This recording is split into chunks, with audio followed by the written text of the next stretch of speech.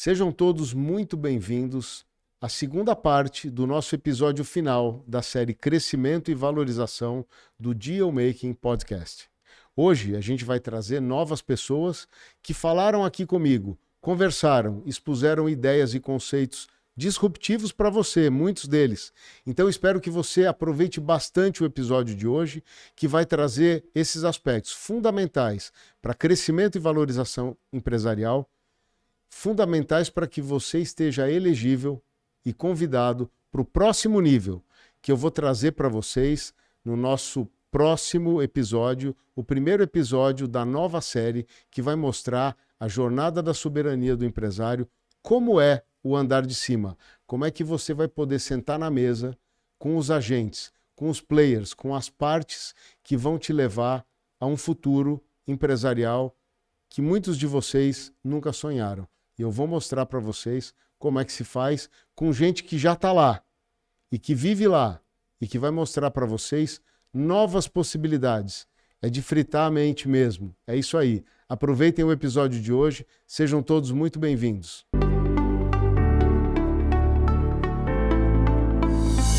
Sempre que um empresário monta um processo consistente de crescimento e expansão, existe uma nova fronteira que para muitos é muito distante, mas que hoje já é uma realidade para todos os empresários, a fronteira da internacionalização. E para isso eu trouxe aqui, num maravilhoso podcast, uma das maiores autoridades em processos de internacionalização, meu amigo Maurício Prazak.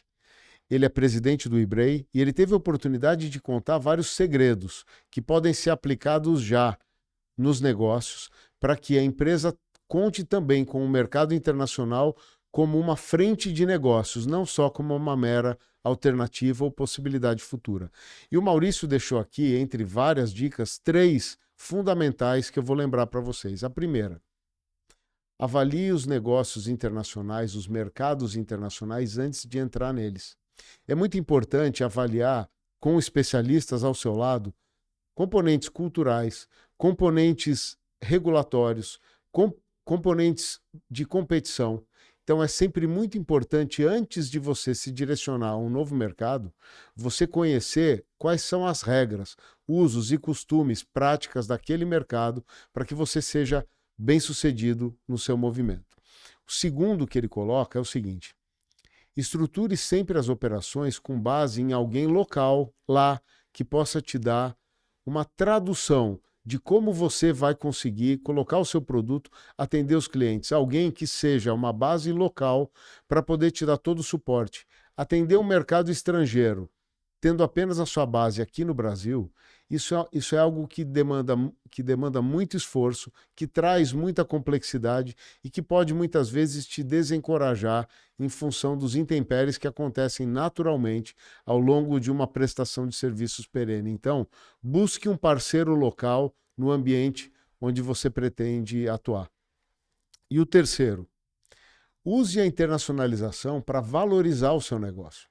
Quando você é um player de atuação internacional, isso já pressupõe, já predispõe você a mostrar que você tem processos de governança bem estabelecidos, conhecimento de regras, você tem mercados onde, se você fizer amanhã um processo de fusão, ou você fizer amanhã uma captação para poder expandir, você já ter presença internacional aumenta muito as suas possibilidades de justificar para um investidor que você realmente tem pujança e tem estrutura já pensando na perenidade do seu negócio. Ouçam agora, diretamente do Maurício, várias dicas que com certeza podem ser muito úteis para a expansão e valorização dos seus negócios.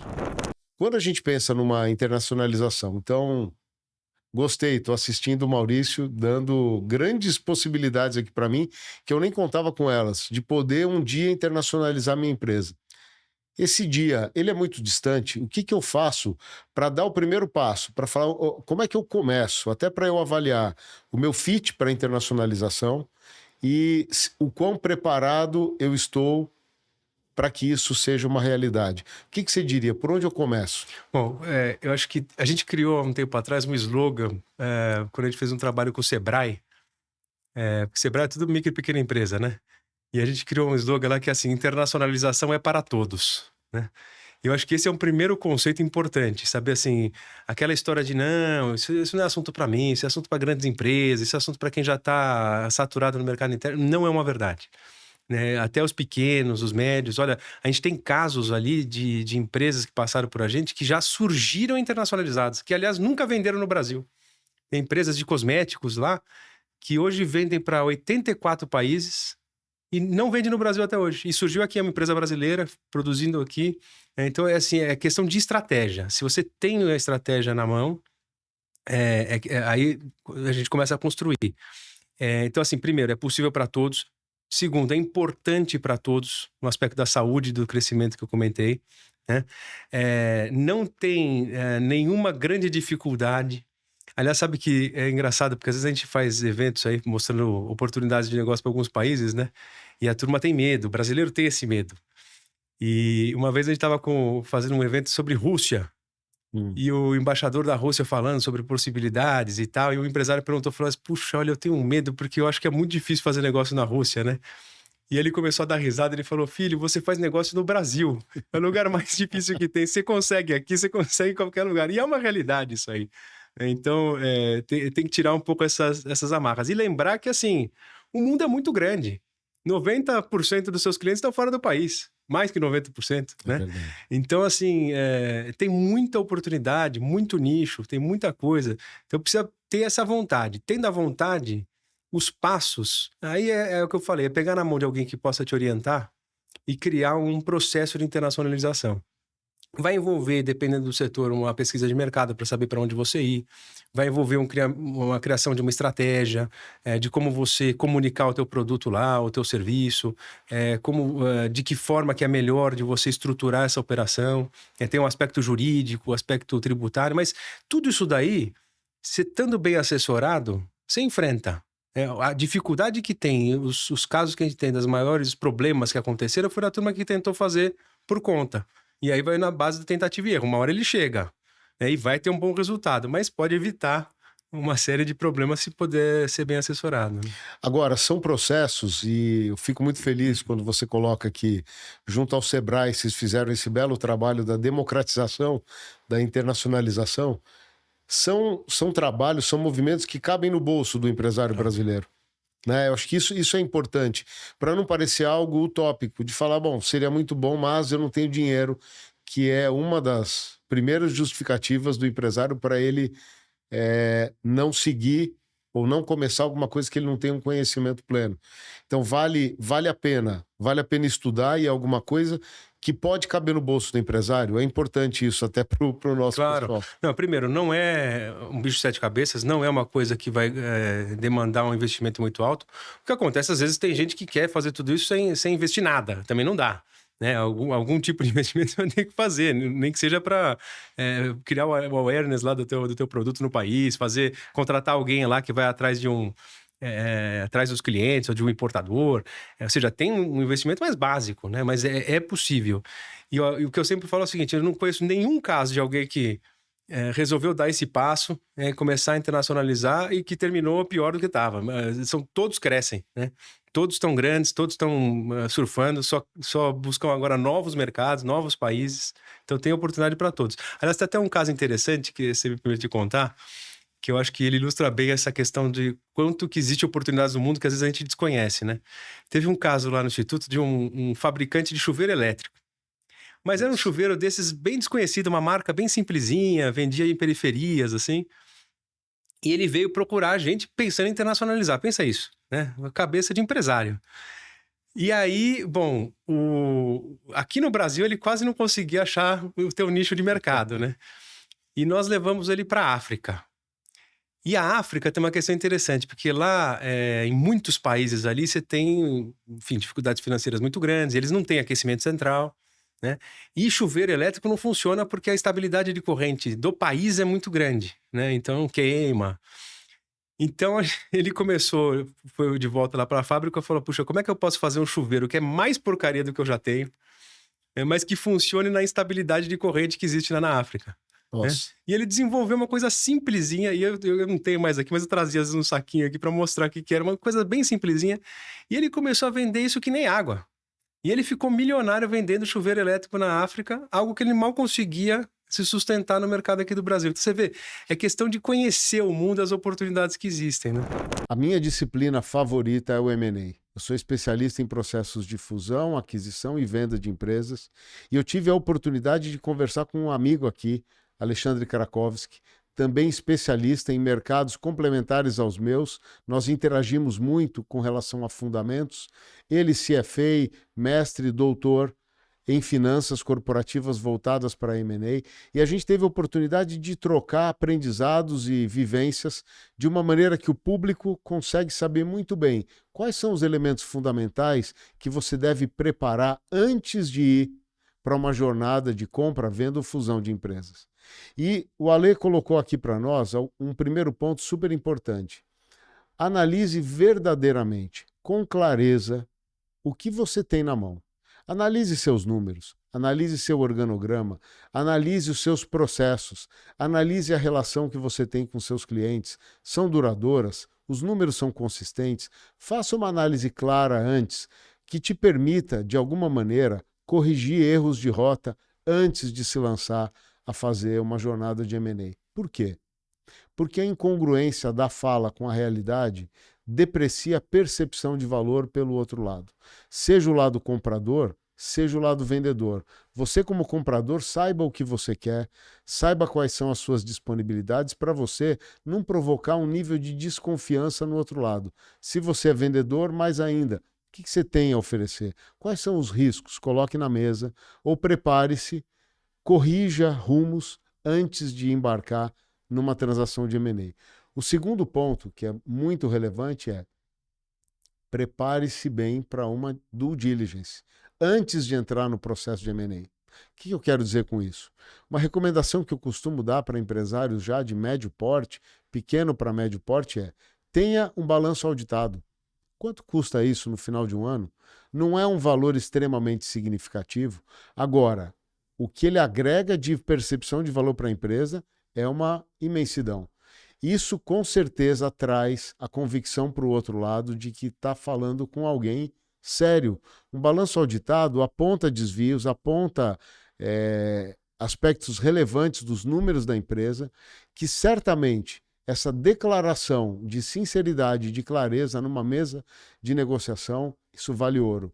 E mais, certidões, e mais, regularidade de funcionamento dos imóveis, tudo isso numa diligência é inevitavelmente analisado e questionado. Então, por que não fazer isso antes?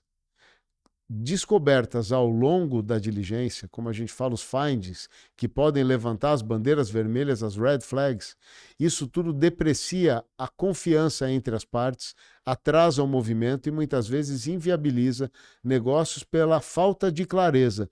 Então, preparar-se para a diligência é algo extremamente importante.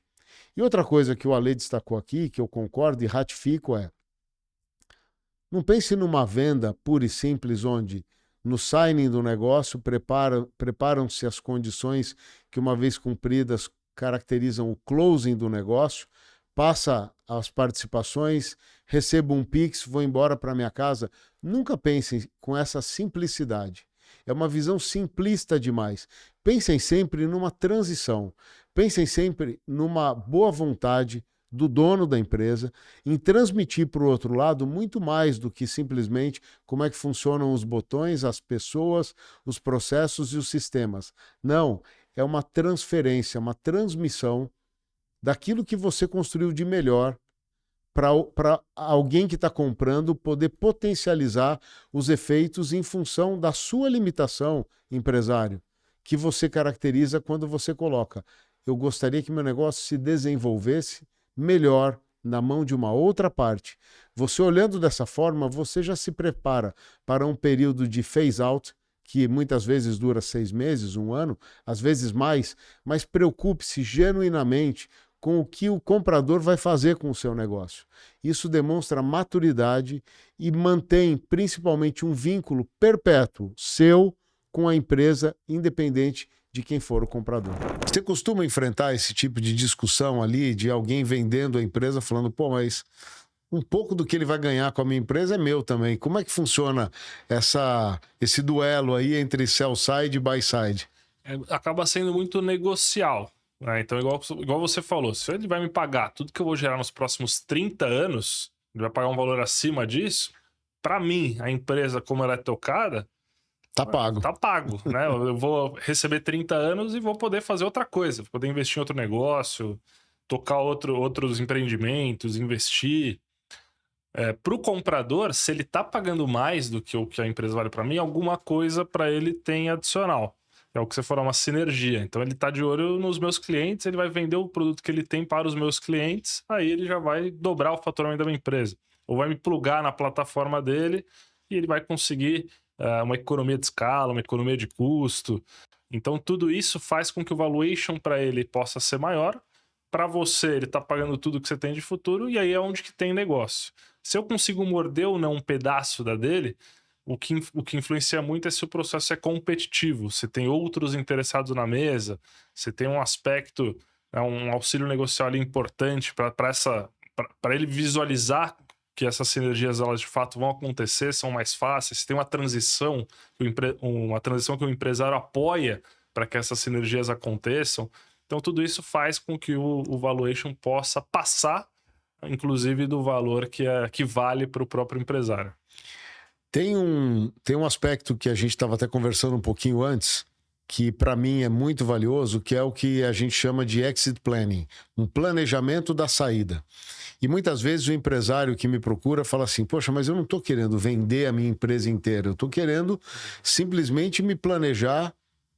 Ou então o empresário chega e fala, eu quero vender, e a gente, ao analisar, como a gente está acostumado, as condições que a empresa tem naquele momento, a gente fala para o empresário, sua empresa não é vendável, nem se você quiser, você vai acabar entregando por um valor de liquidação porque você não se preparou. Quais são os elementos que você considera importantes que um empresário dê uma atenção durante um tempo para deixar redondinho, para ele ser elegível a uma boa transação de M&A, Ale? Legal, excelente pergunta. Inclusive, isso dá uma tese de doutorado. Até uma indireta que eu tenho estudado muito isso. A gente avaliei na carreira, né, lá no escritório, a gente fez mais de 120 transações nos últimos 3 anos. E no doutorado eu estou avaliando 300 mil dos últimos 10 anos que aconteceram para ver o que faz uma empresa valer mais, valer menos. E o que eu estou chegando, e isso vai virar um livro, né, já está sendo escrito, que tem contribuição prática de muita gente de mercado, inclusive o Brian está convidado para escrever um pedacinho. Sobre deal making, né? Olha aí. Exatamente. E aí a gente reuniu advogados, vai ser um negócio para mudar o mercado, mudar a forma que o empresário vê a empresa e vê ela como um ativo que pode gerar valor e pode seguir com o sentimento que ele tem de construir um legado. Aí não tem certo e nem errado ali. Mas isso talvez fique para outro podcast. Mas assim, os elementos. Ponto. Você tem uma etapa de descobrir o valor. Então, quanto que vale a minha empresa? Pô, eu tenho aqui todos esses projetos, cheguei no meu valuation. Você tem uma segunda etapa de preparação e planejamento. Tá, se eu tenho esse valor, como é que eu caso isso com os meus desejos? Eu caso isso com o que o mercado tá olhando de crescimento? E gero e aplico isso dentro do meu negócio. E aí você tem uma terceira etapa de execução.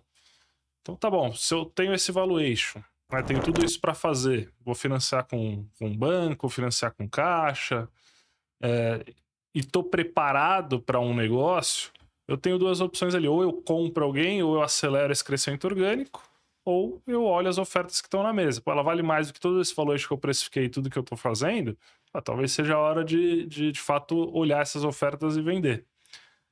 E decidir seguir. No ano seguinte você faz a mesma coisa, você faz um novo valuation com as novas variáveis que você tem, um novo planejamento e você segue num ciclo, que você continua girando até você entender que tem uma oferta que vale mais do que todo o seu plano de negócio.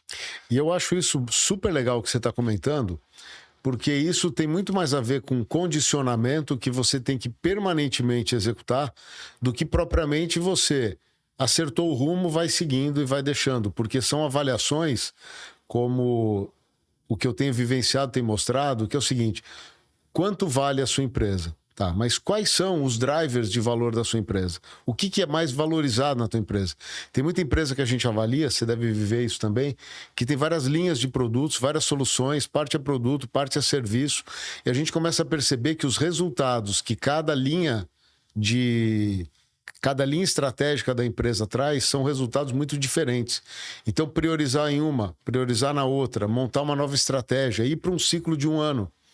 Enquanto você prioriza um avanço, você ir ajustando números demonstrativos financeiros. A gente estava até comentando. Balanço auditado. Fala do balanço auditado. Quanto vale um balanço auditado numa transação de M&A? Quanto isso simplifica? Perfeito. Né? A preparação, esse é o básico. Né? Se a empresa não tem os números organizados, não tem a casa arrumada, como é que você vai receber visita? Então, essa preparação é o que faz muitos compradores nem olhar para a empresa. Eu não estou nem falando do balanço auditado, ele é uma preparação, né, nível 100 ali. Então, uma coisa é estar preparado, organizado, que é o mínimo. Outra coisa, além de estar organizado, eu tenho um balanço auditado. Quando a gente fala para um comprador que a empresa tem balanço auditado, ele comemora. Assim, você vai captar no banco e fala, não, vocês têm demonstração financeira? Ah, a gente tem um balanço aqui auditado. Eu falo, nossa, a conversa muda na hora. E a diferença disso é você captar um CDI ou um CDI mais 5. Se pagou na primeira captação... Na primeira parcela do financiamento, você já pagou a auditoria do balanço.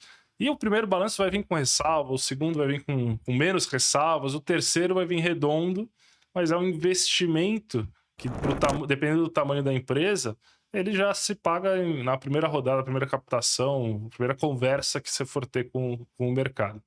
Essa organização dos números básica, que não estamos nem falando da auditoria, mas pelo menos ter, né, uma organização, separar PJ de PF, proformar tudo, que tem muita coisa que o empresário coloca ali em custo para reduzir tributação, mas na verdade é um investimento. Então, fazer essa limpeza é o que faz o comprador pelo menos conseguir olhar a companhia. Então tem muitos fundos que gostam muito da gente do outro lado da mesa. Ele fala, cara, tem empresa que eu olho que eu não consigo nem botar um time para começar a avaliar, porque eu vou perder tanto tempo tentando entender o que está acontecendo, que ele já pula para outra. Ele tem outras empresas ali para comprar. Então, muitas vezes eles agradecem a gente que a gente entrega tudo mastigado, tudo visível, que ele bota lá no modelo, faz a conta dele, e é uma questão de discutir estratégia e não de discutir se dá ou não dá para fazer. É impossível falar de crescimento e valorização, que demandam ações de médio para longo prazo, sem falar de relacionamentos sólidos voltados a vendas. E eu tive a grande oportunidade de receber aqui o meu amigo Marcos Paulo, que compartilhou muito da sua vivência enquanto especialista em construção de relacionamentos sólidos e de longo prazo. E o Marcos deixou aqui várias dicas que certamente servem para você, empresário, incorporar, introjetar no seu mindset e que vão fazer uma grande diferença na sua performance e da sua empresa também. O Marcos, ele colocou que é muito importante priorizar confiança e transparência, do começo ao fim. Existem momentos muito difíceis na relação entre empresas, principalmente quando quem é o fio condutor dessa relação é o vendedor, como é o caso do Marcos. E ele mostrou que, mesmo más notícias, passadas com clareza, passadas com boa vontade, são capazes de consolidar, de firmar o relacionamento e a base da estrutura de negócios entre duas empresas. O Marcos também colocou o seguinte, a importância de você cultivar a rede. Muitas vezes você tem um sistema CRM na empresa, parece um exagero, parece que é algo excessivamente cauteloso, mas olha só, um bom CRM te lembra de ligar para os seus clientes. Muitas vezes os seus clientes importantes e aquele que não comprou de você da primeira vez, mas gostou de você, acabou tomando uma decisão e está pronto para reverter essa decisão. Para que você vai pescar no mar aberto se o teu aquário ou a tua piscina são grandes o suficiente para você ter êxito e cumprir todas as suas metas? Então cultive a sua rede de relacionamentos. E um terceiro ponto que o Marcos coloca é: mantenha uma comunidade de clientes fãs. Esses são os seus embaixadores. Esses gratuitamente vão falar de você para toda a rede deles. Você vai ter um efeito multiplicador de interesse e de resultados quando você cultiva os seus clientes fãs. Use todas as técnicas que você tiver, tudo que você puder fazer para ter clientes que falam bem de você. Nada é melhor do que isso. E colha testemunhos, compõe uma rede, coloque esses clientes para interagir, ofereça algo a mais, além daquilo que foi vendido e pago, para que o cliente continue sempre conectado a você e a sua empresa. E agora eu vou passar para vocês aqui algumas dicas valiosas do próprio Marcos, nas falas dele, no podcast que nós fizemos aqui. E a gente sabe que fora dessa parte lógica da cabeça da gente, tem aquela parte instintiva que fala, putz, aquele medo do fracasso, o medo de ser humilhado, o medo de passar vergonha. Como é que um vendedor, como é que alguém consegue ultrapassar isso e pega o telefone e faz uma cold call? Como é que você manda uma mensagem para alguém que você não sabe se vai conseguir sanar todas as expectativas do lado de lá? O que você usa na prática para poder dar esse passo, rompendo com esse medo que muitas vezes paralisa qualquer pessoa? Eu não consigo encontrar outra definição para você que não seja confie em ti mesmo. Porque, assim, eu me lembro, quando eu entrei no mercado de tecnologia, em 2002, eu acho que você vai lembrar disso, porque você participou. Eu, por incrível que pareça, até aquele momento eu não sabia que eu falava inglês. Porque eu fui autodidata em inglês. Eu aprendi inglês de criança, lendo as músicas nos LPs, e depois passei a traduzir aquilo. E isso ficou guardado em alguma caixinha dentro de mim. E quando eu fui trabalhar com tecnologia, nós dois conversamos. E você falou, puxa, mas você fala inglês, né? Eu não tinha essa ideia. Só que quando eu fui contratado por essa empresa, o cara que me contratou, que era o dono da empresa, ele falou assim, não, relaxa, você não vai precisar de inglês aqui. E não tem problema, né? Se você não... Porque eu falei para ele que eu não falava inglês. Apesar de ter tido aquela conversa com você. Deu uma semana, 10 dias, ele me colocou numa reunião com 3 americanos para discutir um produto que eu estava acabando de começar a estudar e num mercado que eu não conhecia. E eu me lembro exatamente dessa reunião com uma riqueza de detalhes incrível. Por quê? Foi algo que me marcou muito. Porque eu entrei lá e falei. E foi assim, uma coisa que eu não sei te dizer de onde veio, mas, cara, eu queria muito. Eu tava ali imbuído de alguma coisa, falei, cara, não tem como isso aqui dar errado. Eu vou fazer isso aqui acontecer, né? Então, eu acho que essa confiança de você saber que você tá indo lá, cara, eu tô aqui e eu vou ter que fazer. Não tem outra coisa. Porque, assim, você fala do cold call, né? Muitas vezes as pessoas falam que o vendedor ele é cara de pau. E é lógico que o vendedor tem que ter uma dose de cara de pau, né?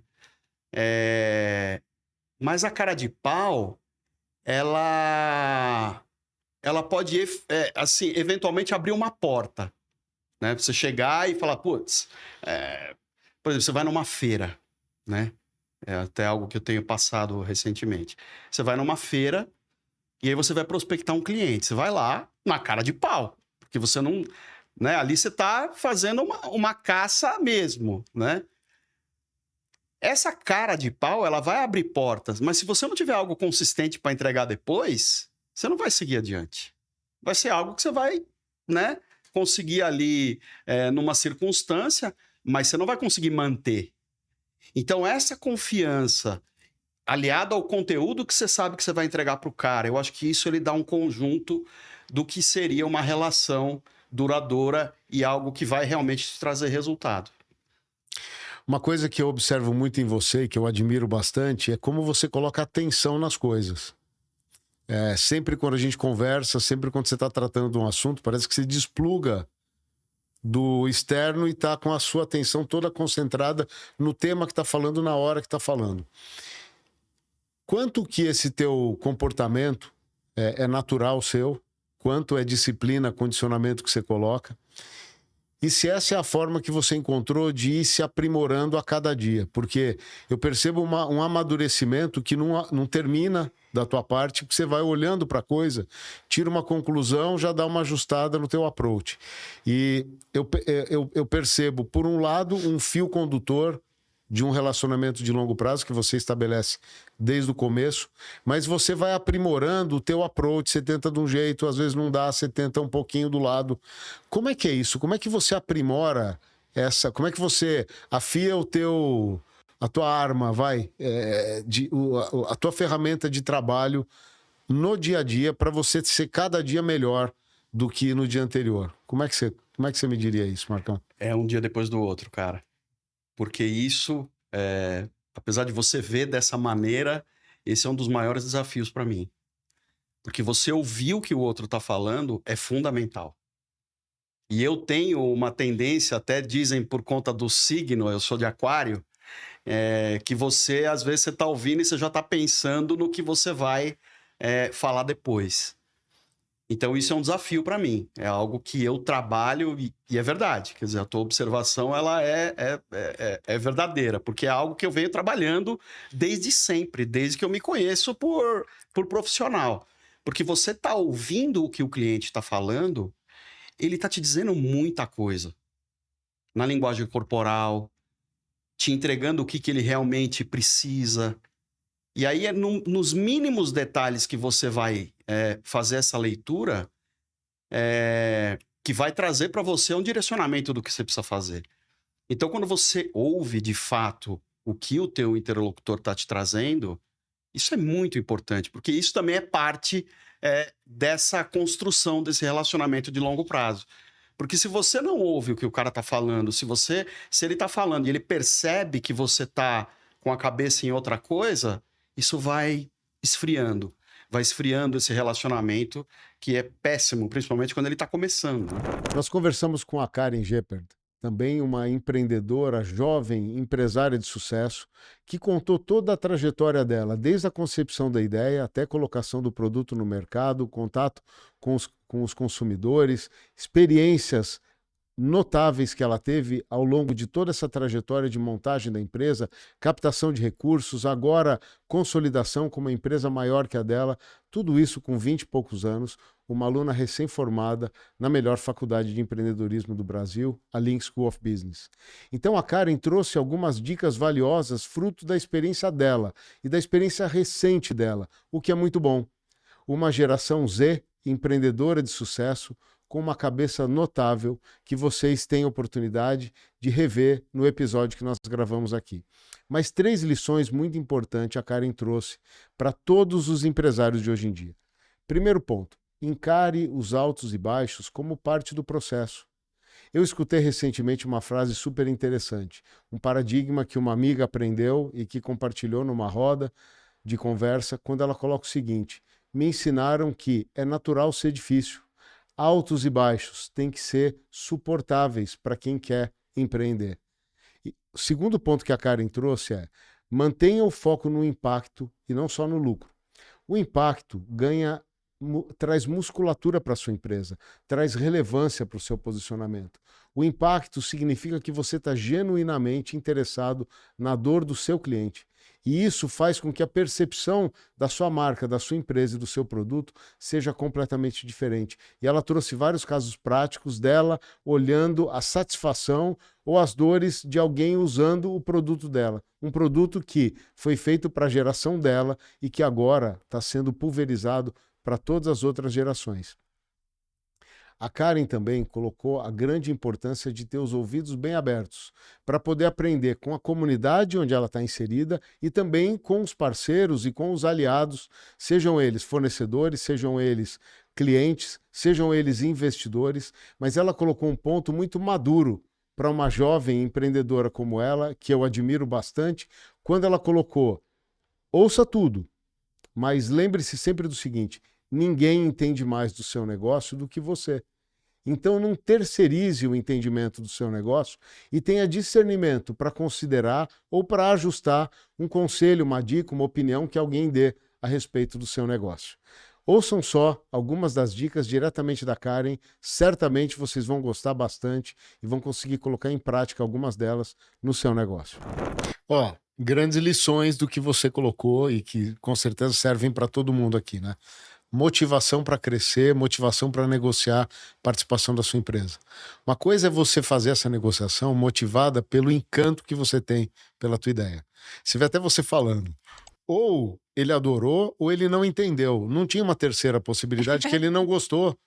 É verdade. Não, concorda comigo? Concordo. Olha só que coisa linda a gente vê alguma coisa acontecendo na frente da gente, seguindo o manual das boas práticas ali. Outra coisa, você está pegando uma captação para crescer. Você não estava falando, ó, já que eu trabalhei tanto, já que eu estou tão cansada, já que faz 4 anos que eu estou indo lá fazer isso, já passei tanto perrengue, eu estou aqui para pegar uma grana pelo que eu já produzi e você entra e agora vamos começar. Não, você foi lá pedindo dinheiro para dentro da empresa para fazer o quê? Para criar uma nova linha de produtos que, sem esse recurso, iria num ritmozinho lento. Com esse recurso, poderia ter acelerado. Agora, mostra aí para o pessoal o que aconteceu depois que você fez essa junção responsável e madura que você fez e que realmente depois a gente pode até gravar um para falar desse momento, desse movimento, dessa junção. O que isso explodiu para você dentro da tua cabeça? Mostra aí. Vamos lá. O que você fez com o que você captou? Tá, vamos lá. Então, primeiro, eu vou mostrar o EPP, que eu não mostrei. A gente pode colocar esse corte até no início, né? Porque eu não mostrei o que era o EPP pro pessoal. O EPP é um funil urinário feminino, descartável pra gente fazer xixi em pé. Cadê a câmera? Aqui. Tá. Aí. E ele é muito fácil de usar. Você abre aqui. Ele já vem até com papel higiênico pro toque final. Então, você abre, tira desse saquinho. A gente agora tá trazendo uma versão de 3 unidades em Ziploc. E aí ele já vem com papelzinho higiênico. Você abre para um lado para o outro. Coloca a mão dentro. E ele forma um cone. Aqui você encaixa até o final do bumbum e aqui na parte da frente. Bem como tá nessa imagem aqui. Aqui, assim. Não sei se dá pra ver. Mas enfim. Você encaixa e você faz xixi em pé. E é só ser livre. É a coisa mais prática do mundo. Então a gente usou esse recurso, está usando na verdade, para escalar o produto dentro das farmácias, porque esse grupo já tem mais de 40 mil lojas espalhadas pelo Brasil inteiro. Hoje a gente tem 4 mil. Então, assim, é um crescimento absurdo. E claro que ninguém vai fazer isso do dia pra noite, né? Porque aí é loucura também. Tem que ter toda uma validação, vai rede por rede, vai vendo o sellout, vai entendendo como que funciona o trade, entendendo como que é a melhor performance, onde é que coloca, é no caixa, do lado do absorvente, enfim. E, em paralelo a isso, a gente tá criando a nova marca, que é a BeWo, que é Become a Woman. Como eu falei pra vocês, a BeWo, ela nasce pra ser cuidados pessoais pra adolescente. Mas o que é que eu vou criar pra adolescente? Tipo, eu vou inventar na minha cabeça? Vou lembrar das minhas experiências? Claro que isso influencia, mas não é o final que a gente vai fazer. E o que a gente fez? Criou uma página na internet, nas redes sociais, e hoje tá com 27 mil seguidores. Em um mês, a gente testou uns papos calcinha. A gente testou uns papos calcinha com as meninas, falando sobre primeiras vezes, primeira menstruação, primeira depilação, entendendo o que é que elas mais tinham dificuldade. Deu 1,2 milhões de contas alcançadas organicamente. Elas colocavam a gente nos melhores amigos do Instagram, mandavam direct pra gente. Não sei se eu já menstruei ou não. Perguntavam pra gente isso, você acredita? Aí a gente fazia post, vocês são as melhores mesmo, muito obrigada. Então a gente levou um tempo de validação pra isso. Com esses 27 mil seguidores. Depois, a gente tem um grupo com 20 meninas de 13 anos conversando toda semana. O que elas queriam, o que não queriam, qual era a cor, o que elas queriam, esperavam de uma marca. Fez várias entrevistas. Todo mundo no nosso time hoje tem a missão de conversar com a gente chama de biuzinhas. Então, 2 menininhas de 13 anos por semana, pra ficar em constante contato com elas e entender o que elas querem. Não adianta a gente tirar da nossa cabeça. Mesmo que a minha adolescência não faça tanto tempo assim, eu tenho 22, muda muito o que elas estão pensando hoje, o que elas querem. E no fim do dia, a gente entendeu que uma das coisas que elas mais tinham dificuldade era depilação. Então, a gente tá lançando uma linha depilatória para adolescente. Eu trouxe mockups aqui, tá? Não é a versão final, mas em novembro vai estar disponível para venda. São fórmulas 100% limpas e feitas especificamente para adolescentes. Mas todo mundo pode usar, porque a fórmula é muito boa. Inclusive, tem insumos que a gente tá trazendo de fora, da Suíça, da França. Mas vai ser preço... Nem sei se eu poderia estar usando essa palavra aqui, mas preço natura, então não vai ser caro. Tipo assim, não vai ser um produto super premium, mas vai ser de muita boa qualidade. Ótimo. E são 5 SKUs. É um esfoliante, isso aqui é tudo protótipo, então tá microzinho. Mas é um esfoliante, o primeiro passo, que ele abre os poros, exato. Abre os poros, limpa os poros e faz com que o pelo ele saia mais fácil. Depois a gente tem a espuma depilatória da BioWoo, que ela tira todo o pelo, quando ele nasce, ele tem uma camadazinha de óleo por cima para poder furar a camada da pele. E isso daqui, essa nossa espuma, ela corta essa camada de óleo e ela faz com que quando você passe a lâmina, o pelo saia muito mais rápido. Então você tem muito menos atrito na pele e menos foliculite e menos chance de corte. Depois a gente tem a nossa lâmina, que tá a coisa mais linda do mundo inteiro. Tem até o nosso bezinho de BioWoo. Tem até o perfume da marca agora. Tem. Gente, a lâmina tem cheiro. Vocês têm noção que essa lâmina aqui tem cheiro de baunilha? As bibuzinhas vão pirar. E ela tem aqui vitamina E e aloe vera. E por último, a gente tem a solução antifoliculite, que é aqueles pontinhos que ficam na pele, que são muito ruins, pelos encravados. Então a gente passa aqui e é um cheiro. Vocês não estão preparados. É de hibisco com pitanga. É muito bom. É muito bom mesmo. E aqui que não tem, eu não trouxe, mas é um apoio de lâmina. Então, você deixa a sua lâmina no box, penduradinha num apoiozinho que tem, que vai ser lilazinho, bonitinho, tudo pra elas. E pro próximo ano a gente já tá fazendo pipeline também, em parceria com as meninas, claro. Que vão ter produtos tanto de tratamento quanto para dia a dia. O de dia a dia é como se fosse um body splash, que aí a gente vai fazer, um body splash normal? Não. Por quê? A gente pega os insights, por exemplo, da nossa comunidade, a gente sabe que a maioria delas faz esporte, ou balé, ou vôlei, ou natação. São os 3 que elas mais fazem. Então a gente vai lançar um body splash para esporte, o shooting vai ser com o quê? Com os 3 esportes mais feitos por elas.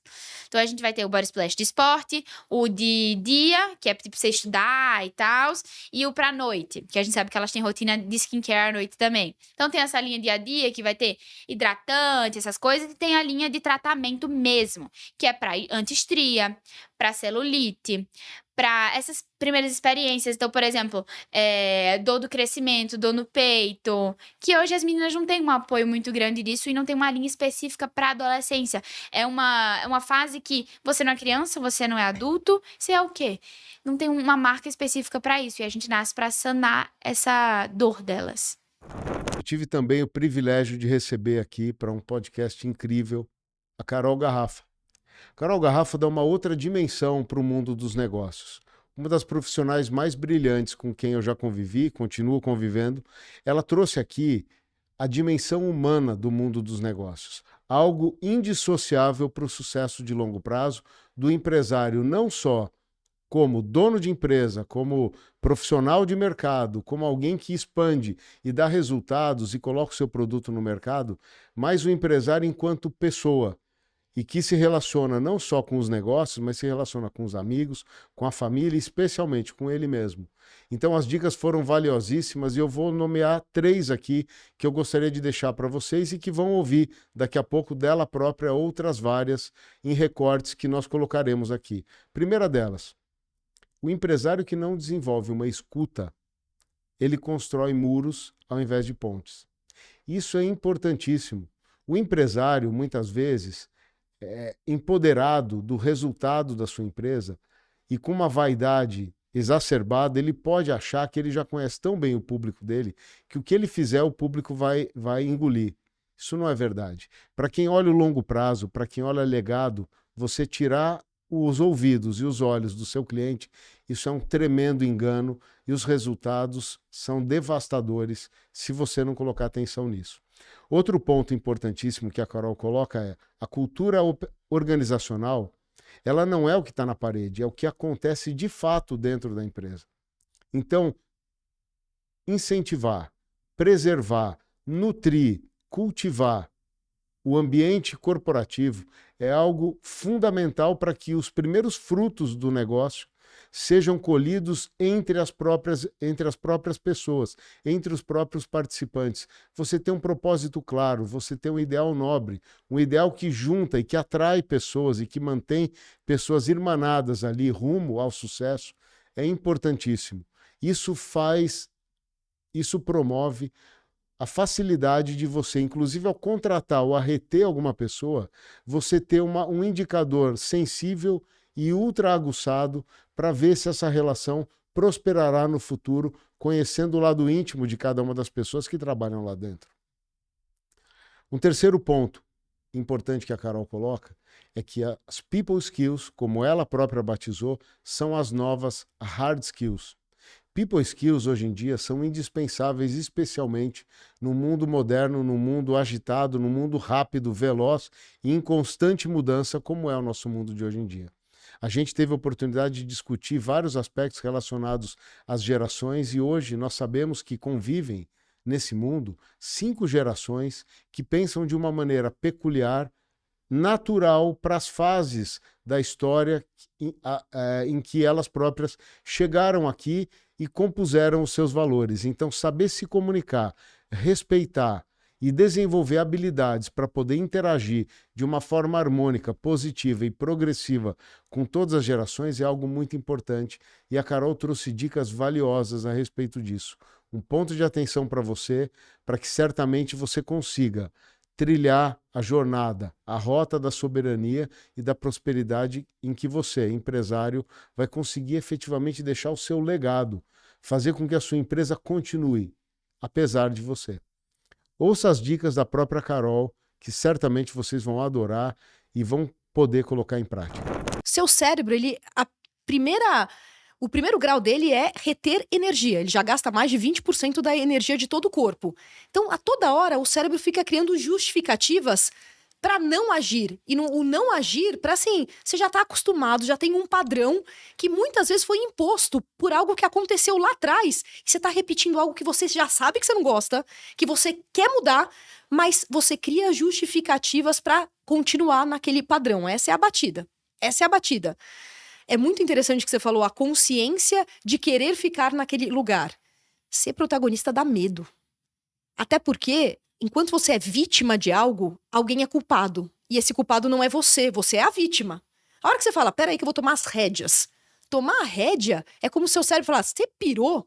Você vai tomar as rédeas e eu vou fazer o quê? A gente vai pensar no novo, a gente vai ter que ter mudança, e mudança cria essa parte de aonde nós vamos estar, navegar nessa imprevisibilidade, e isso cria uma sensação de talvez eu tenha que ficar na minha zona de conformismo. Não gosto daquela palavra zona de conforto, então eu vou falar zona de conformismo. E é por isso que muitas pessoas ficam aonde estão, mesmo sabendo que não estão felizes. E aí, quando a gente pensa que o único caminho que tem é você se preparar para expandir essa zona de conformismo e você se arriscar, que eu acho que essa é a palavra. A gente tem algumas palavrinhas no nosso dicionário muito distorcidas. Risco é uma delas. A gente pode falar de deal aqui, que risco, você sabe disso. Fala em risco, já é uma aversão. E, na verdade, a pessoa não vai encontrar a felicidade e o sucesso se não tomar certos riscos na vida. E um deles, aliás, o principal deles, é o autoconhecimento. Autoconhecimento vem antes de autodesenvolvimento. E vem antes de qualquer deal que você vai fazer na vida.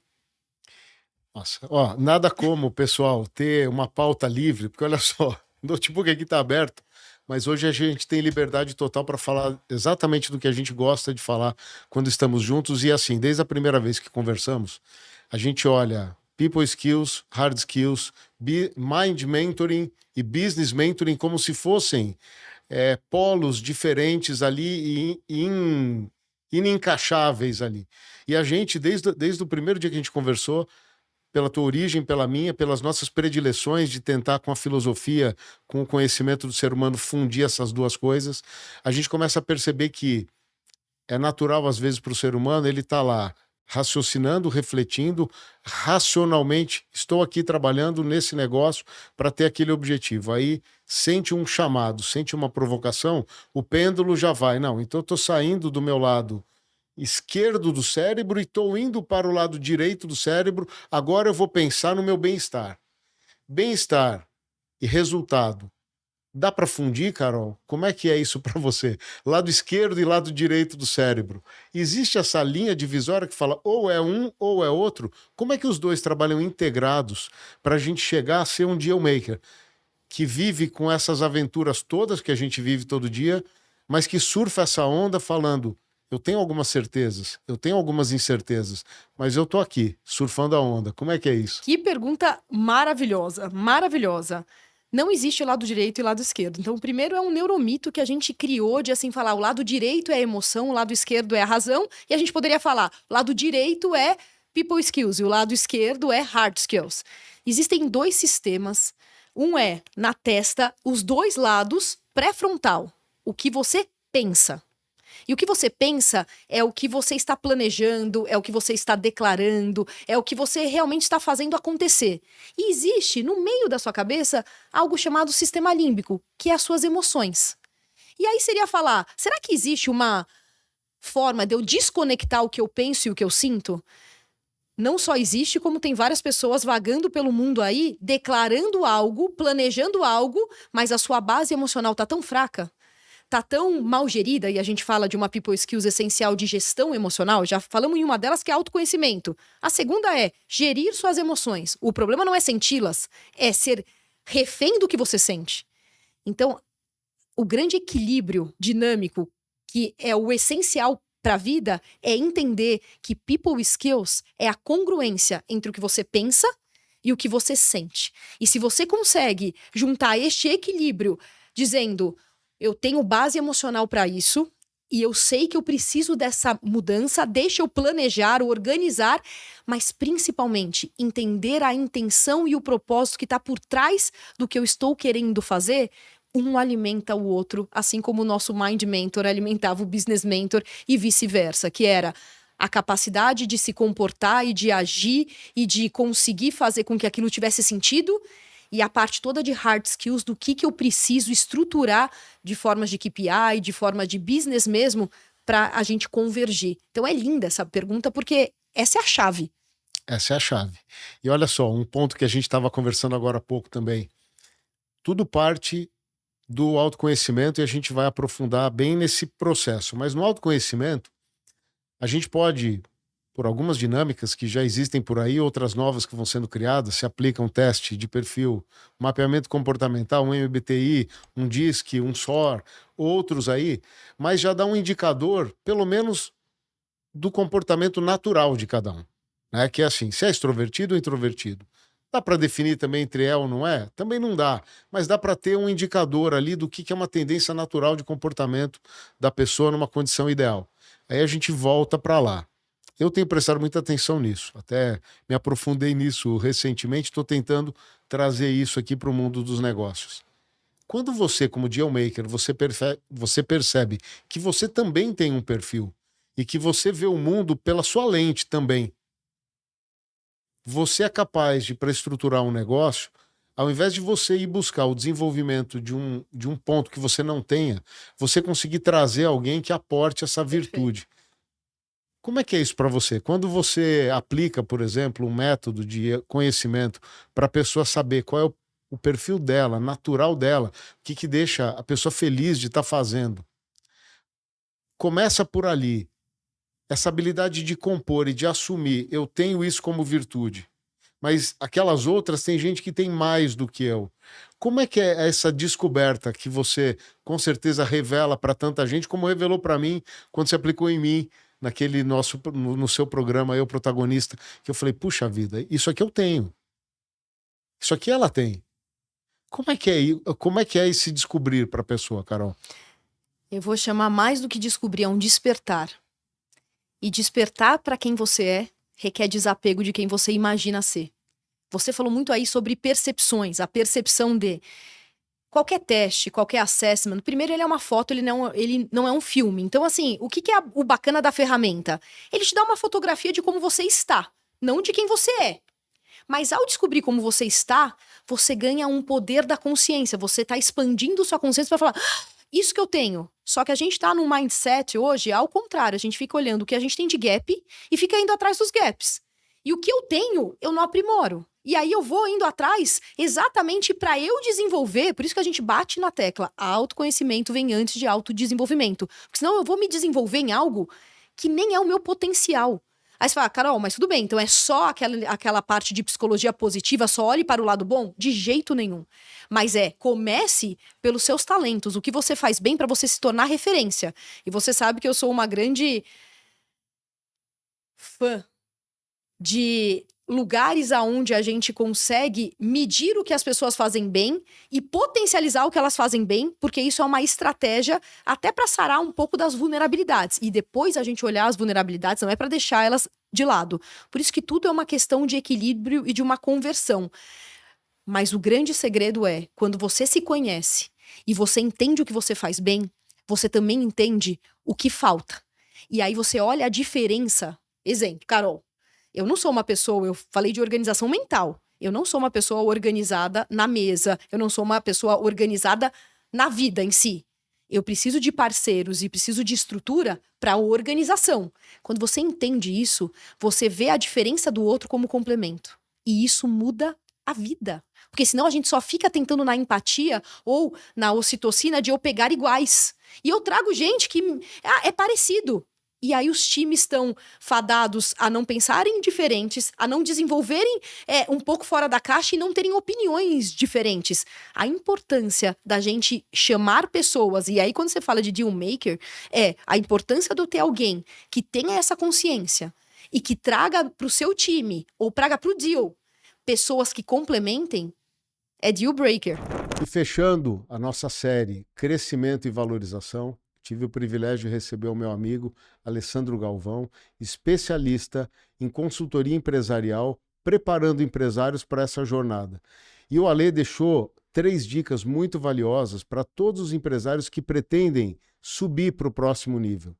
Subir para o próximo nível por responsabilidade, subir para deixar um legado, subir para exercer o real papel do empresário, que é formar sucessores, criar uma empresa escalável, duradoura e que possa ser dirigida, orientada, conduzida por outras pessoas também, ainda mais conectadas à dor do cliente, ainda mais conectadas à produção, ainda mais conectadas às finanças e às conexões com todo o ambiente e o meio onde vivem. E o Ale falou 3 coisas muito importantes. A primeira delas, estruture fundamentos sólidos antes de crescer. Se você não tem processo e não tem um mínimo de equipe para poder promover um crescimento organizado, garantindo uma boa entrega, espere. Prepare-se antes, consolide processos, coloque pessoas harmônicas trabalhando entre si, e eu não estou dizendo, e o Ale destacou muito isso no nosso podcast, pessoas harmônicas não querem dizer pessoas que pensam da mesma forma, mas pessoas que façam provocações construtivas e complementares para que a empresa possa alçar um grande voo. O segundo ponto importante que o Ale colocou é: planeje muito bem o próximo nível antes de você ir. É claro que você não vai ter uma visão completa do próximo nível. Eu costumo dizer que antes de você escolher qual vai ser a segunda montanha que você escalará, escale a primeira. Então, o seu próximo objetivo, veja com clareza, já supondo qual vai ser o da frente, mas o seu planejamento você vai ajustando ao longo do caminho. Suba primeiro, planeje bem, para você poder visualizar e ter mais acurácia para planejar o segundo. Mantenha uma cultura de planejamento antes de você dar os próximos passos. Um terceiro ponto muito importante é: a sua equipe tem que crescer junto com o seu negócio.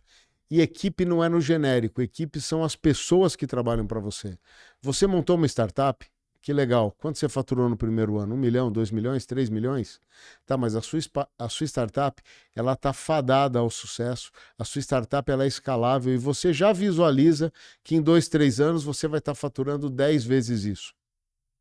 Você já parou para pensar que o seu diretor financeiro, que pode ser no começo um gerente bem aparelhado, o seu futuro diretor financeiro pode ser esse gerente que vai ter o tempo para amadurecer, para se preparar emocionalmente e tecnicamente para desempenhar aquele papel. É importante você, como empresário, incentivar e dar elementos e dar recursos para que a sua equipe amadureça, cresça e prospere junto com você, junto com a sua empresa.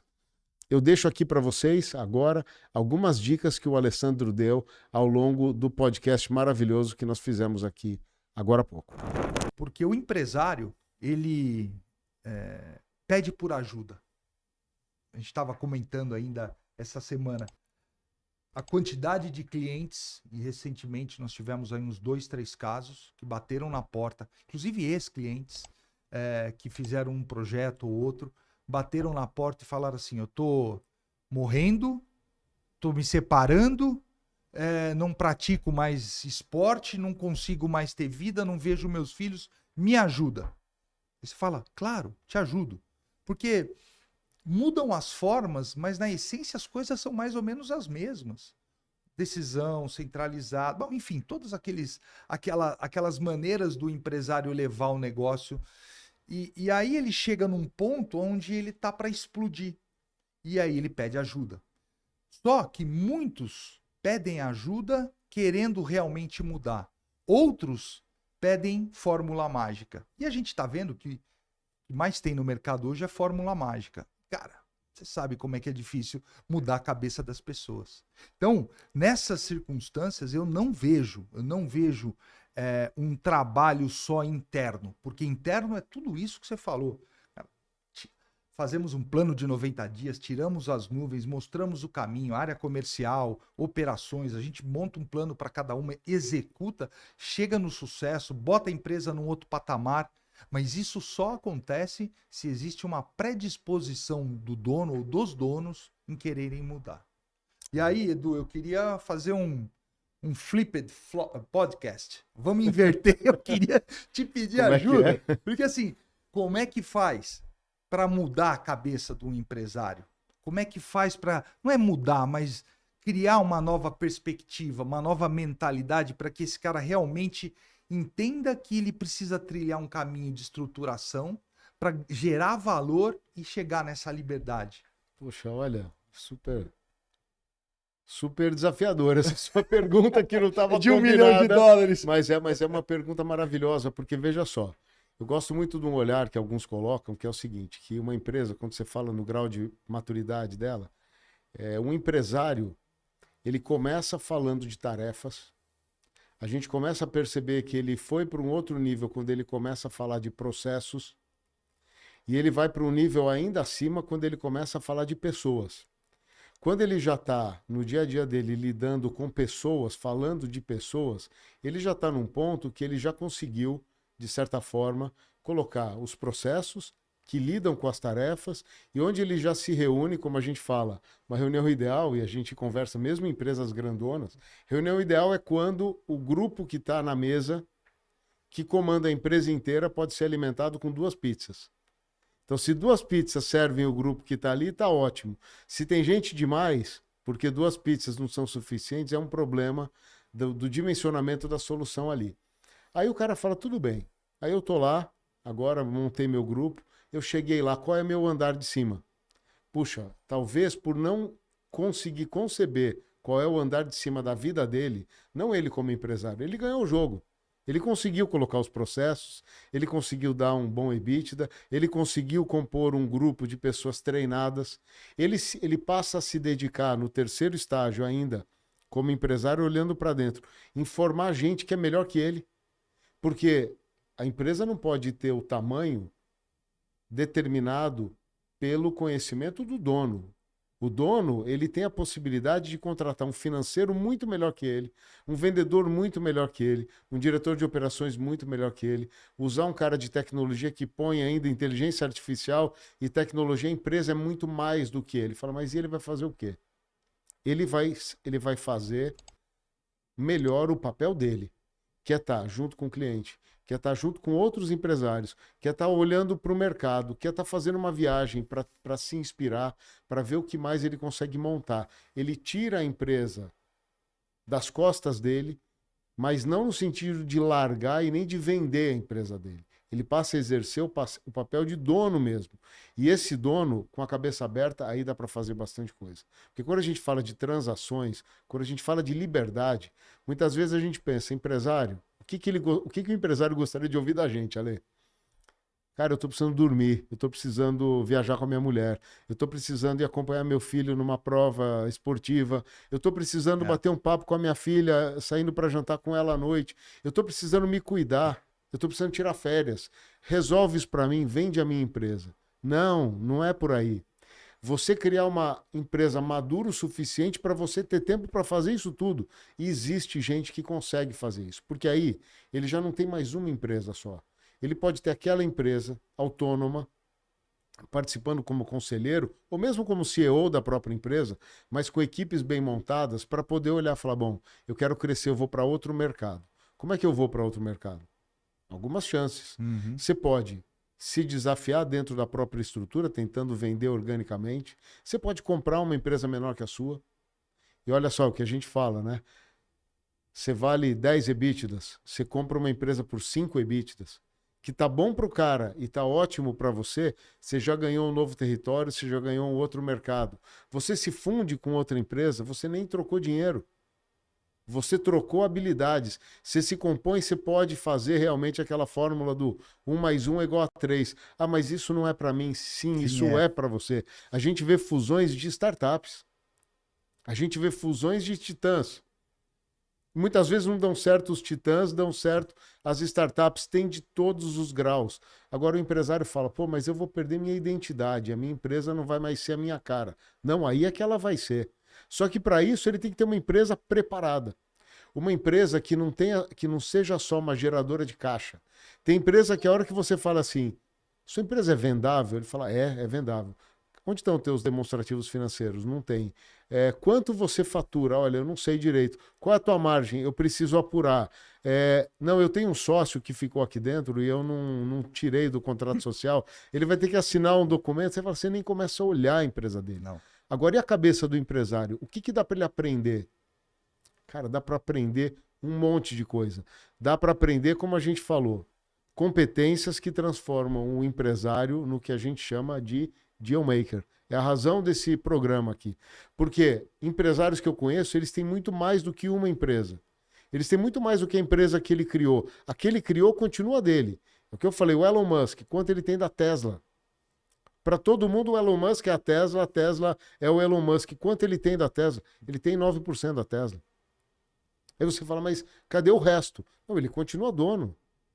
A identidade dele continua na empresa. Mas tem tanta coisa que dá para fazer, criando autonomia governável, que a preparação, ela sim consegue dar o que a gente chama de independência.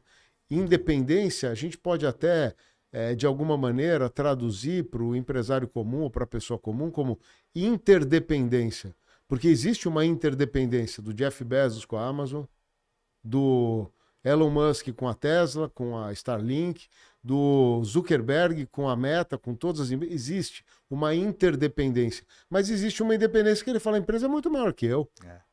Dá para ser muito maior. Então, assim, quais são as vantagens de você começar com o processo de preparação da empresa? É você ter a possibilidade de fazer algumas dessas coisas. Agora, você preparar a empresa sem preparar um empresário, você que me deu o privilégio de contar com a sua audiência ao longo dessa série Crescimento e Valorização do nosso Deal Making Podcast. Eu deixo para você o meu agradecimento sincero por ter participado, por ter ouvido, por ter considerado todos esses novos paradigmas que nós trouxemos aqui e que os trouxe até essa possibilidade, crescimento e valorização. Lembrando aqui o que os nossos convidados disseram, comece pelos fundamentos, como disse o Alessandro Galvão. Entenda a sua história e comunique essa história para os outros, como disse o Bruno Mano. Fortaleça os seus relacionamentos, como disse o Marcos Paulo. Pense na sua jornada enquanto empreendedor, como contou para nós a Karen. Ajuste o seu marketing estratégico desde o começo e mantenha um constante crescimento e solidificação da importância, da relevância da sua marca e de você enquanto empresário. Prepare-se bem antes de ir para uma rodada de captação, como disse o Edney. Avalie bem uma compra ou uma venda, para você não incorrer em grandes erros, como disse o Ale Krakowski aqui. E principalmente, como disse a Carol Garrafa, prepare-se internamente para ser um grande empresário, um grande empreendedor responsável na criação de um legado, na criação de uma história que você vai poder compartilhar com os seus sucessores e com o mundo. E por fim, preparado por tudo isso, como diz o Maurício Prazak, O mundo pode ser alcançado. O seu impacto hoje pode ser global, pode ser mundial. Prepare-se para isso também. Não por você, mas pelo que você é capaz de deixar de mudança, de impacto, de oportunidade, mundo afora. Encerrado esse ciclo crescimento e valorização, que já te abre essas possibilidades, eu convido você a entrar agora no nosso próximo ciclo. Esse sim, esse maior, esse mais trabalhoso, esse mais gratificante, esse que pode trazer o legado, a marca no mundo que você pretende dar como empresário. Porque eu tenho certeza que você, como empresário, que vive essas dores, essa angústia da solidão, da falta de confiança, de movimentos para frente e para trás, de sucessos e fracassos, pode estar se perguntando, tá, mas para que tudo isso? Eu já resolvi minhas contas, eu criei a minha empresa para sustentar minha família, para trazer um patrimônio que eu sempre sonhei. Isso tudo eu já cheguei. O que é o andar de cima? O andar de cima eu vou te contar o que é. A gente vai começar agora uma nova jornada que vai te mostrar, primeiro, como você se prepara para o andar de cima. Segundo, o que é o andar de cima? Como é que funciona a vida daquele empresário que conseguiu colocar uma autonomia nos próprios negócios e ele tem tempo, não é para se divertir, é para ser empresário. É para fazer conexões, é para pensar em soluções inovadoras, é para ir buscar. É aquele empresário que consegue ter a empresa dele funcionando quando ele fica 30 dias fora, participando de eventos internacionais. É quando ele participa de uma roda de investimentos. É quando ele colabora com outros empresários em uma hot seat. É aquele empresário que está disposto a ouvir novas ideias e ele tem na equipe dele para quem transmitir essas novas ideias. É desse empresário que eu estou falando e esse empresário pode ser você. Sejam todos muito bem-vindos para um novo ciclo que eu começo no nosso próximo episódio. Considere esses paradigmas até agora. Façam já suas mudanças. Respirem fundo. Pensem na possibilidade. Pensem que esse mundo que vocês imaginam de deixar um legado da sua história, da sua empresa, da sua equipe, para os seus filhos, para os seus sucessores, ou mesmo para a sua própria equipe, isso é possível e eu vou mostrar como. Eu já deixo um alerta para vocês e um convite. Se vocês forem trilhar essa rota de ida para o andar de cima, façam isso acompanhados. Não façam isso sozinhos. É uma mudança visceral na estrutura neurológica que você tem, no seu mapa mental, em todo o seu mindset, nos seus modelos de negócios.